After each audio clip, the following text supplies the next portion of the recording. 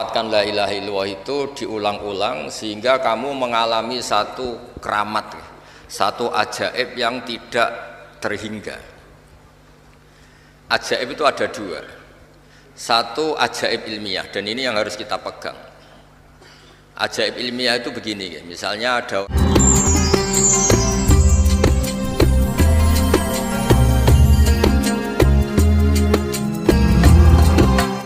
urut mawon. Bismillahirrahmanirrahim. Fayam bagi, ini kata beliau, ketika la ilaha illallah itu sudah pakem, wa annahu shadiqun fi kulli ma akhbara bi anillahi ta'ala, fayam bagi laka, tak terusin min taksir atau min dzikri hadhil kalimah asyarifah mustakhdiran lima hawat alaihi min aqaidil iman hatta yamtazija, sehingga campur apa maknane hadil kalimah bilahmihi kelawan daginge wong, wadamihi lan dare wong, akhire kowe entuk minal asrori sangking pira-pira rahasia al ajaibi kang gawokno kabeh. Rupane mategese perkara la yadkhulu kang ora manjing apa ma tahta hasrin ana ing itungan utawa ning gebakan. Terus melafatkan la ilaha illallah itu diulang-ulang sehingga kamu mengalami satu keramat, satu ajaib yang tidak terhingga. Ajaib itu ada dua, satu ajaib ilmiah, dan ini yang harus kita pegang. Ajaib ilmiah itu begini, misalnya ada orang kafir 70 tahun, mungkin pernah macam-macam saat kafir. Itu barokahnya ngelafatkan la ilaha illallah Muhammadur Rasulullah sekali saja, itu dapat kehormatan, dapat bonus, dapat fasilitas kulil ladzina kafaru iyantahu yughfar lahum ma qad salah. Jadi kekafiran 70 tahun dengan perilakunya yang macam-macam itu bisa dihilangkan semua kesalahan itu dengan melafatkan la ilaha illallah Muhammadur Rasulullah. Bayangno nak jenengan semulai cilik iman wiridan la ilaha illallah nak tahlil nganti ngantuk-ngantuk koyoke luwih yufar lagu makot salah. Itu ajaib ilmiah. Dawe Ibnul Qayyim Al-Jauziyah. Ibnul Qayyim itu ulama yang agak unik, gurunya itu gak dipakai kita tapi beliau kita pakai, termasuk sekali Habib Zain itu memakai fatwa-fatwanya Ibnul Qayyim. Surga yang dibuat begitu indah, begitu mewah, sing jare wong lanang-lanang ngono widadari 70, sing penggemar perempuan nggih sing pikirane widadari, nek sing bosen melarat ya ning swarga akeh gedung, akeh fasilitas. Pokoke macam-macam lah sesuai bosene masing-masing. Sing ngempet kepengin dugem ning swarga sok ana wa khamril ladzatil lisyaribin. Dadi pokoke ngempet tem ning donya iso ben dikekno mbek pangeran. Sing ngempet razina dikai widadari, sing ngempet gak dugem dikai wa khamril ladzatil lisyaribin. Surga yang begitu mewahnya niku ukurannya Allah juga hanya satu, liman qala la ilaha illallah. Neraka yang begitu ekstrimnya, yang begitu menyakitkan, iku ukurannya juga satu, liman, bagi yang menolak la ilaha illallah. Nah, dengan logika ilmu seperti ini betapa hebatnya la ilaha illallah. Swarga digawe kaya ngono. Andai kan sing gawe manusa iku ora bar kira-kira. Iku ya bagi sing lafadzno la ilaha illallah. Neraka sing digawe kaya kados ngoten ekstreme. Neraka niku kabare watu sampean cemplungno iku nganti tok ngisor ngenteni 70 tahun.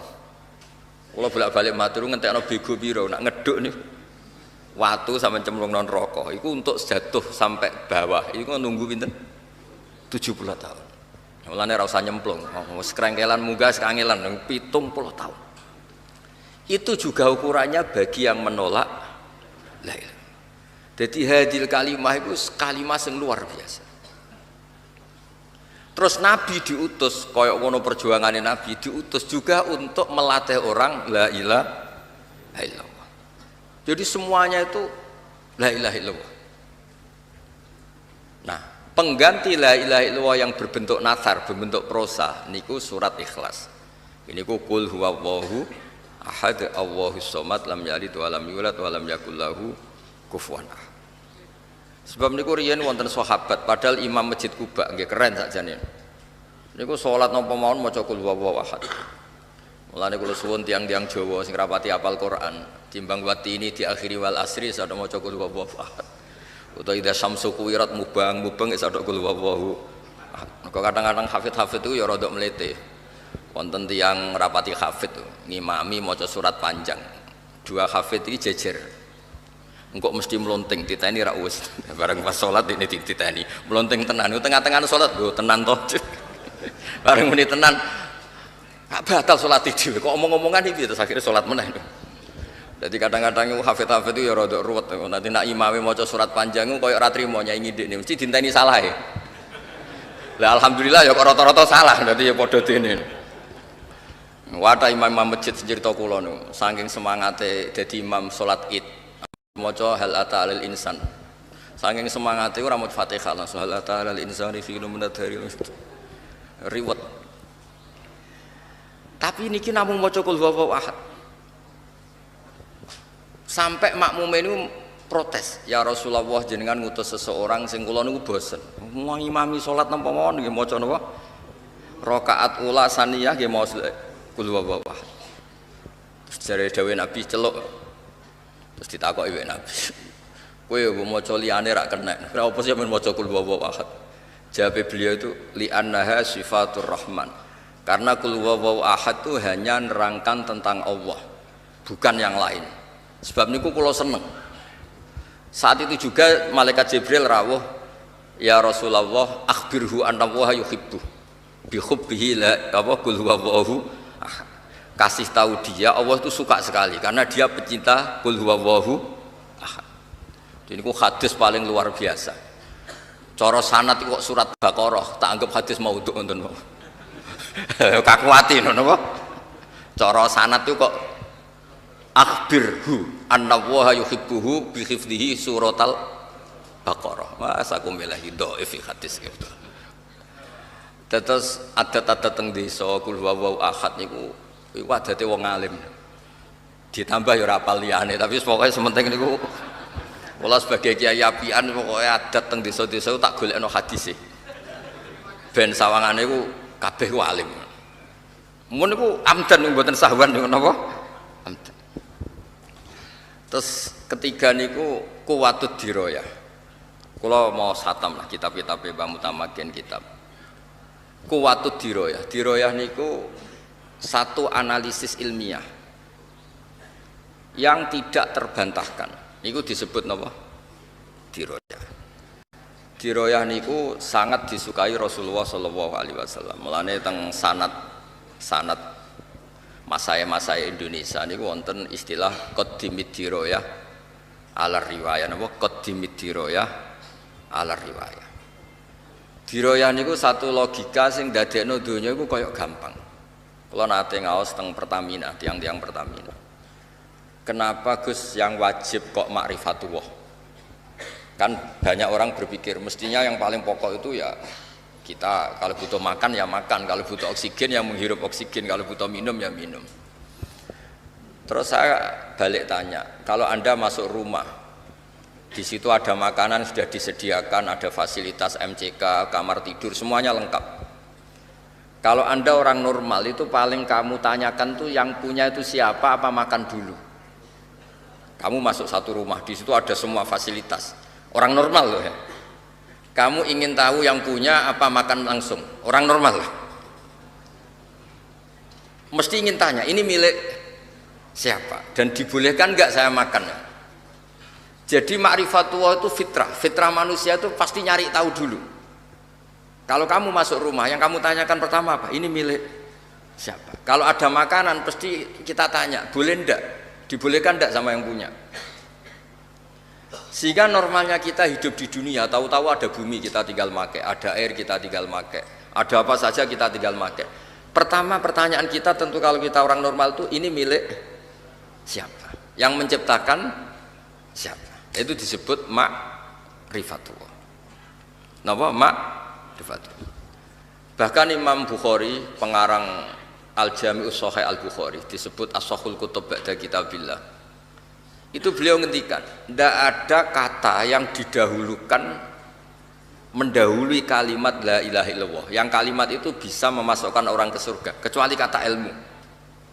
yaitu di ayat fa'lam annahu la ilaha illallah. Jadi tidak ada kata satu pun di dunia yang pernah mendahului kata la ilaha illallah kecuali kata fa'lam annahu la ilaha illallah. Makanya Imam Bukhari ketika ngarang Kitabul Ilmi liqaulihi ta'ala fa'lam annahu la ilaha illallah fabada'a bil ilmi. Allah memulai dengan kata apa? Sebab itu la ilaha illallah hanya boleh didahului a'lamu annahu la ilaha illallah. Terus asyhadu alla ilaha illallah. Hanya kata-kata yang terkait dengan ilmu. Entah itu ilmu yakin, entah kul yakin, entah ilmu syahadah. Tapi semuanya niku dimulai dari kata apa? Ilmu. Nah, terus diantara yang ditulis beliau di sini niku unik. Nerangno sifat 20. Nerangno sifat apa? 20. Terus ya kayak kita keseharian teng Indonesia. Napa ngaji napa wujud kidam baqo mukhalafatul li hawadisi qiyamuhu fi nafsihi wahdaniyat qudrat napa iradat. Terus teng mriki ditulis pakai bahasa napa bahasa pegon terus diulang-ulang terus dijelaskan pakai diroyah. Terus niki wau mun kula waca mukadimah diterangkan pakai diroyah. Termasuk ketika nerangkan sifat wujud. Napa sifat napa wujud niku nggih diterangaken wujud niku sifatun nafsaniyah mriki disebut sifatun nafsaniyah. Kalau wujud tuh begini, kalau nate maos teng kitab Bukhari juga di sarahnya, Jubair bin Mut'im itu orang kafir paling cerdas di antara yang paling cerdas. Saking cerdasnya beliau itu jadi delegasi pembebasan Asra Badrin. Jadi singkat cerita perang Badar itu dimenangkan Rasulullah SAW dan ada beberapa tokoh kafir yang ditawan dulu. Ini cerita hukum dulu. Dan dia diutus Nabi itu diutus kelompoknya untuk membebaskan. Dan dulu memang nggak ada hotel, nggak ada fasilitas wisma. Singkat cerita disuruh nginep di masjid Jubair bin Mut'im. Anda boleh berdebat di fikih, ini masjid kok dipakai nginep gini, tapi yang ditarah itu semuanya sepakat begitu. Jubair ini nginep di masjid, kira usah takok hukumnya piye, pokoknya kenyataannya ngono. Masa gawe meki Kanjeng Nabi. Terus dicerita itu ditarah itu.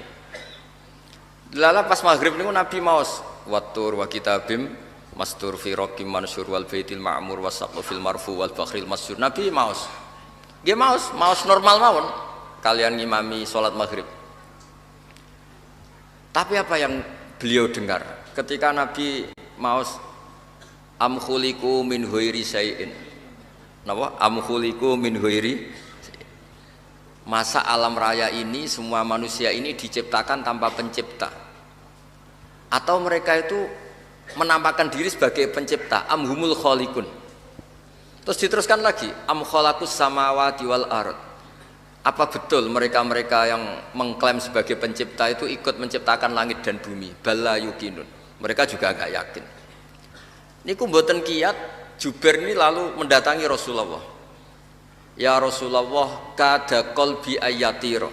Sebagian riwayat faka'an nama sudi'a qalbi.